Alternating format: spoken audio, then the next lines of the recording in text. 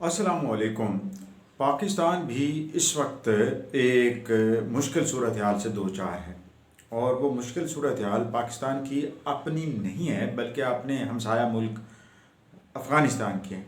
अफ़गानिस्तान में जूँ जूँ जंग बढ़ती चली जा रही है या जंग की कैफियत पैदा हो रही है, वैसे ही पाकिस्तान में भी एक इज़्तिराब और बेचैनी है।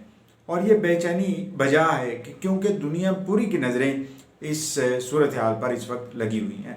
कल सिक्योरिटी कौंसिल का इजलास होने जा रहा है और पाकिस्तान उसमें अपना ये दो टोक मौक़िफ़ अख्तियार करने की तवक्को रख रहा है, जिसमें ये है कि किसी तरह से भी कोई ऐसा हल नहीं है जो जंग के ज़रिए से हो। निगोशिएशंस पर ही आना पड़ेगा।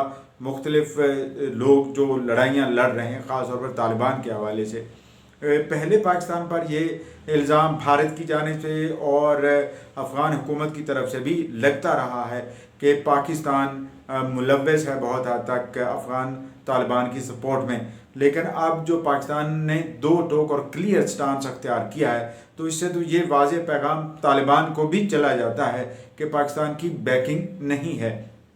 पाकिस्तान के लिए मुश्किल हालात ज़रूर हैं कि तालिबान के बैकलैश भी हो सकता है, पाकिस्तान के अंदर भी इस तरह के मसाइल पैदा हो सकते हैं जिस तरह के अफ़गानिस्तान या इसके करीब तरीन हो सकते हैं। लेकिन पाकिस्तान ने ये जो मौक़िफ़ अख्तियार किया है ये बहुत बेहतर है।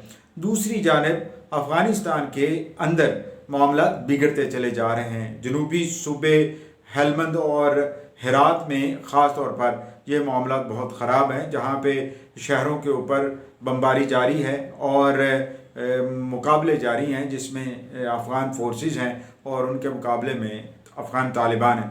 अफ़गान तालिबान की तरफ से दावे हैं कि वो बहुत जल्द अफ़गानिस्तान पर पूरे पर कब्ज़ा कर लेंगे और शहरों को ख़ास तौर पर निशाना बनाया जा रहा है। दूसरी तरफ अफ़गान हुकूमत का ये मौक़िफ़ है कि बहुत जल्द इन चीज़ों को ख़त्म कर दिया जाएगा, तालिबान को पिसपाई पर मजबूर कर दिया जाएगा।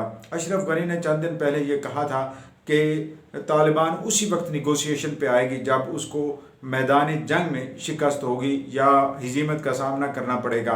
अब हालात इस तरह के बन रहे हैं कि तालिबान को टफ रेजिस्टेंस हो सकती है। ये 1996 जैसी सूरत हाल नहीं है।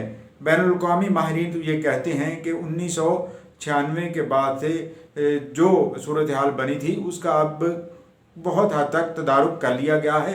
अब अफ़गान फोर्सेस हैं, हुकूमत है, इन प्लेस है काबुल के अंदर, और उसके पास एक स्ट्रेटजी भी है।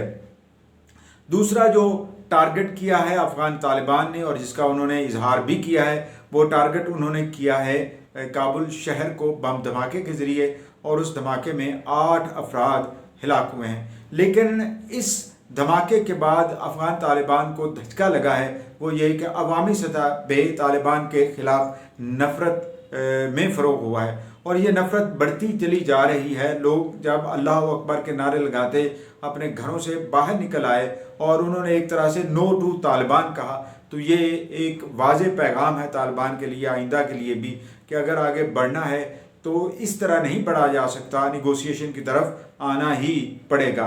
तालिबान का ये कहना या ये टारगेट कि वो हथियार के ज़ोर से, लड़ाई के ज़ोर से कत्लेआम करके आगे बढ़ेंगे, तो यकीनन इसके लिए उन्हें सेटबैक होंगे इंटरनली भी, यानी अंदरून मुल्क में भी और बैरून मुल्क में भी, कि कोई भी उनकी हमायत करना नहीं चाहेगा। उनके मौक़िफ़ की तायीद करने का मतलब यही होगा कोई इतने सारे जो मासूम लोग कत्ल हो रहे हैं इस जंग के अंदर या इस सिविल वॉर के अंदर, उनके खून को हराम कर देना या ख़राब कर देना। तो तालिबान के लिए ये भी एक मुश्किल सूरत हाल है, और ख़ास तौर पर अमेरिका ने जो अब स्ट्रेटजी अपनाई है उसको सामने रखते हुए तो ये कहा जा सकता है कि अब एयर अटैक्स तालिबान के हाइड आउट्स पर होंगे, तालिबान के कॉन्सेंट्रेशन जहाँ पे है वहाँ पे होंगे, और साथ साथ अफ़गान फोर्सेस भी होंगी जो एयर स्ट्राइक्स के ज़रिए से भी, लैंड के ज़रिए से भी रजिस्ट करेंगी।